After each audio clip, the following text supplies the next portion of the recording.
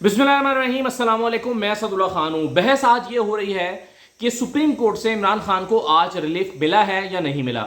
मुख्तलिफ लोग इस पर अपनी राय का इजहार कर रहे हैं। कुछ लोगों के ख्याल में इमरान खान को रिलीफ मिल गया है, कुछ लोग ये समझते हैं कि इमरान खान को रिलीफ नहीं मिला। तो मैं इस पर अपनी राय का इजहार करता हूँ। सुप्रीम कोर्ट में मैं मौजूद था, मेरे सामने ये समाअत हुई है, लेकिन ये नुक्ता आपको के लिए समझने के लिए कि रिलीफ मिला है या नहीं, आपको थोड़ा सा बैकग्राउंड समझ लेना चाहिए और फिर मैं इस केस पर आ जाता हूं जो सुप्रीम कोर्ट में हुआ है। देखिए, पहले आपको ये पता होना चाहिए कि मामला चल क्या रहा है। एक तो तोशाखाना केस में इमरान खान का ट्रायल चल रहा है। जो एडिशनल डिस्ट्रिक्ट एंड सेशन जज हैं हुमायूं दिलावर साहब, उनके पास उनके पास जो तोशाखाना का केस चल रहा है उसमें कुछ दरखास्तें जो हैं कुछ अर्सा पहले लेकर इस्लामाबाद हाई कोर्ट में तहरीक इंसाफ गई। इमरान खान के वकला गए और 3 तरह की उन्होंने दरखास्तें की। एक तो उन्होंने कहा कि जी चूंकि ये टाइम बार्ड है, यानी कानून ये कहता है कि जब अगर आपकी मिस डिक्लेरेशन है और आपने अपने एसेट्स को अगर वहाँ शो नहीं किया था, FBI के पास अपने रिकॉर्ड में शो नहीं किया था, तो वो 120 दिन के अंदर अंदर उस पर कार्रवाई की जा सकती है, उसके बाद नहीं की जा सकती। तो टाइम बार्ड है, इसलिए नहीं सुना जा सकता। एक ये दरखास्त इस्लामाबाद हाई कोर्ट के पास आई थी जस्टिस आमिर फारूक के पास। दूसरी आई थी कि ये केस पहले मैजिस्ट्रेट के पास जाना चाहिए था, फिर यहाँ पर आना चाहिए था। तो चूंकि ये नहीं हुआ, प्रोसीजर को फॉलो नहीं किया गया, तो लिहाजा इस पर जो है वो सेशन कोर्ट में इस पर समाअत नहीं हो सकती। और तीसरा ये था कि इस जज से इसको ट्रांसफर कर दिया जाए। तो ये 3 मुख्तलिफ दरखास्तें इस्लामाबाद हाई कोर्ट के पास आई थी। जैसे आमिर फारूक साहब ने किया ये कि ये मामला वापस हुमायूं दिलावर के पास भेज दिया और हुमायूं दिलावर के पास भेजा कि आप इसका 7 दिन के अंदर अंदर फैसला करें कि ये काबिल समाअत है या नहीं। यानी बुनियादी तौर पर आमिर फारूक साहब से इस्लामाबाद हाई कोर्ट में आकर इमरान खान के वकला ने दरखास्त की थी कि ये काबिल समाअत नहीं है। तो आमिर फारूक साहब ने इस पर फैसला करने के बजाय वापस भेजा हुमायूं दिलावर साहब के पास कि वो डिसाइड करें और वो फैसला करेंगे ये काबिल समाअत है या नहीं। अब ऐसी में हुआ ये कि और उस ऑर्डर में ये कहा था इस्लामाबाद हाई कोर्ट ने कि 7 दिन के अंदर अंदर ये डिसाइड करें कि ये काबिल समाअत है या नहीं। उन्होंने तीसरे दिन डिसाइड कर दिया कि ये काबिल समाअत है। आज चीफ जस्टिस को सुप्रीम कोर्ट में जस्टिस यहिया अफरीदी को ख्वाजा हारिस साहब ने ये बताया। उन्होंने कहा कि 7 दिन का मैं ऑर्डर करने को कहा था, मैंने बहुत रिक्वेस्ट की कि आप इसको 5th डे पे डिसाइड कर लें, मेरी एक फैमिली कमिटमेंट है, आप इसको 5वें दिन डिसाइड कर लें, लेकिन मुझे सुने बगैर इसको तीसरे दिन डिसाइड कर लिया। हुमायूं दिलावर साहब ने कहा कि ये काबिल समाअत है और मुझे सुने बगैर ही फैसला मुझे मेरे हक से महरूम किया गया, मुझे सुना नहीं गया और मुझे सुने बगैर ही इसको काबिल समाअत करार दे दिया गया। ये ख्वाजा हारिस साहब ने कहा। तो इसका थोड़ा सा बैकग्राउंड है कि यूं ये केस वापस हुमायूं दिलावर साहब के पास गया और हुमायूं दिलावर साहब ने खुद ही इसको काबिल समाअत करार देकर इसको सुनना शुरू कर दिया। अब होता यह है कि दोबारा कुछ दरखास्तें लेकर तहरीक इंसाफ जो है वो आ जाती है इस्लामाबाद हाई कोर्ट में। अब उसमें तो एक दरखास्त तो यही है कि ये केस को किसी और जज के पास ट्रांसफ़र किया जाए, और बुनियाद ये भी है कि एक जब फेसबुक का स्कैंडल आया था कि फेसबुक पे हुमायूं दिलावर साहब ने इमरान खान के खिलाफ पोस्टें कर रखी हैं और ये बायस्ड जज हैं, तो ये दरख्वास्त खुद हुमायूं दिलावर के सामने भी की थी इमरान खान के वकला ने, और यही दरख्वास्त इस्लामाबाद हाई कोर्ट में भी की है कि इन जज साहब के पास से केस हमारा हटाया जाए, क्योंकि इन्होंने इमरान खान के खिलाफ पोस्टें रखी हैं, तो इससे इनकी बायसनेस शो होती है। और इसके अलावा भी एक दरख्वास्त ट्रांसफ़र की हुई थी केस के ट्रांसफ़र करने की, लेकिन अभी तक ये पेंडिंग है और इस पर हाई कोर्ट में ये केस डिसाइड नहीं हो रहा, ये अपीलें डिसाइड नहीं हो रही। फिर मेंटेनेबिलिटी वाला जो पहले मामला चल रहा था वो दोबारा इस्लामाबाद हाई कोर्ट के पास सामने मौजूद है कि ये दरखास्त जो तोशाखाना का केस है ये मेंटेनेबल नहीं है, वो भी पेंडिंग है। फिर एक दरखास्त और तरीके से सामने डाली हुई है कि जी तोशाखाना का इलेक्शन कमीशन से सारा रिकॉर्ड मंगवा के हमें दिया जाए। जब तक हमारे पास रिकॉर्ड ही नहीं होगा हम इस केस को नहीं लड़ सकते। इसके बावजूद अभी तक केस का रिकॉर्ड नहीं दिया गया, इस पर फैसला भी नहीं हुआ, लेकिन ट्रायल तेजी के साथ हो रहा है और उसको हुमायूं दिलावर साहब कंक्लूड करना चाह रहे हैं और फैसला सुनाना चाह रहे हैं।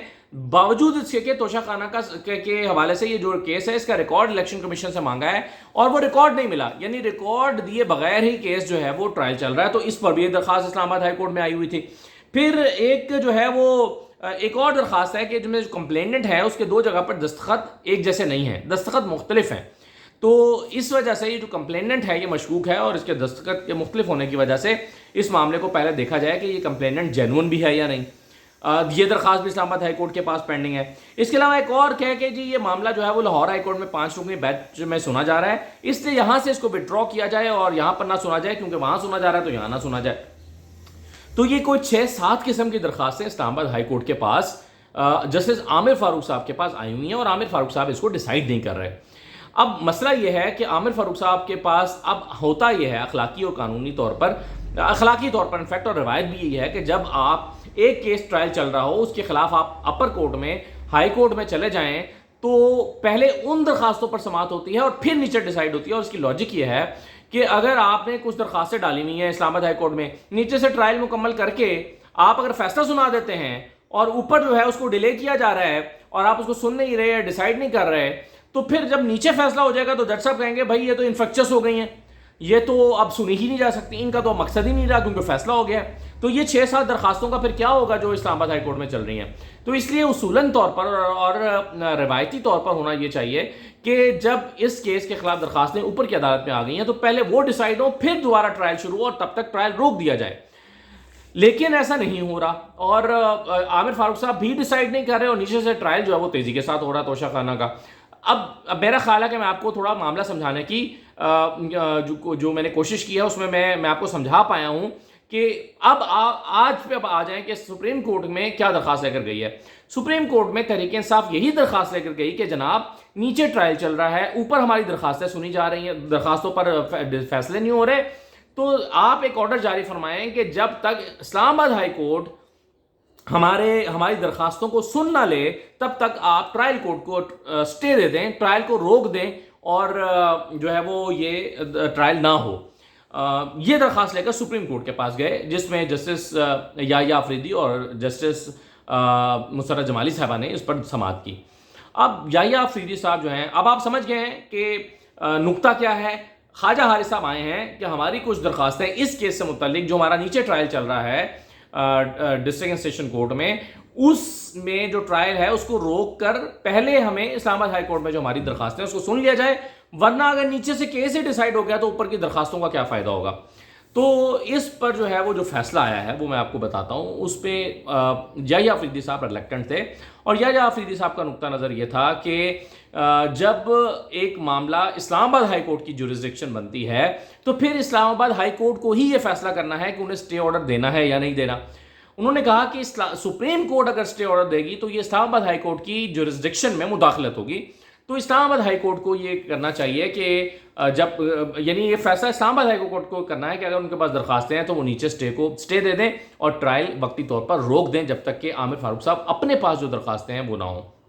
لیکن عامر فاروق صاحب کر یہ رہے ہیں کہ نہ تو نیچے سٹے دے کے ٹرائل روک رہے ہیں اور نہ ہی جو درخواستیں ان کے پاس آئی ہوئی ہیں ان کو نمٹا رہے ہیں، یا تو ان کو فٹافٹ نمٹائیں تاکہ نیچے ٹرائل کنٹینیو کرے۔ نیچے ٹرائل کنٹینیو ہو رہا ہے لیکن عامر فاروق صاحب اوپر جو درخواستیں ان کے پاس اپیلیں آئی ہوئی ہیں اس کو وہ ڈیسائیڈ نہیں کر رہے۔ لیکن خواجہ حارث صاحب نے اس پر کافی آرگومنٹ دیے اور اصرار کیا کہ اس میں اگر نیچے ٹرائل کورٹ میں فیصلہ ہو جاتا ہے تو اسلام آباد ہائی کورٹ میں ہماری درخواستوں کا پھر کیا ہوگا۔